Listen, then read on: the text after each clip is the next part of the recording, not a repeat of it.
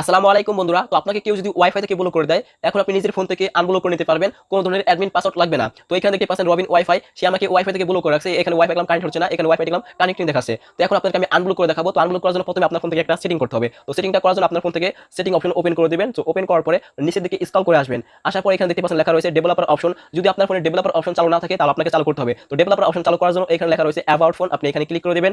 তারপর এখানে লেখা রয়েছে সফটওয়্যার ইনফরমেশন, এখানে ক্লিক করে দিবেন। তারপর এখানে দেখতে পাচ্ছেন বিল্ড নাম্বার, অথবা আপনার এখানে লেখা থাকতে পারে সফটওয়্যার ভার্সন। তো আপনি এখান থেকে 4 থেকে 5 বার ক্লিক করবেন। ক্লিক করার পরে যদি আপনার ফোনে লক থাকে, আপনি লকটা দেওয়ার পরে আপনার ফোনে ডেভেলপার অপশনটিকে চালু হয়ে যাবে। তো ডেভেলপার অপশন চালু হওয়ার পরে তারপর আপনার ফোন থেকে ব্যাক ক্লিক করে ডেভেলপার অপশনে আসবেন। তো আসার পরে তারপর নিচে থেকে স্ক্রল করে আসবেন। আসার পরে এইখানে লেখা রয়েছে ইনহেন্স ওয়াইফাই ম্যাক র্যান্ডমাইজেশন। তো আপনার এটা এখানে অফ থাকবে। তো আপনি এখান থেকে এটা অন করে দিবেন। তো অন করার পরে তারপর আপনার ফোনের ওয়াইফাই অপশনে যাবেন।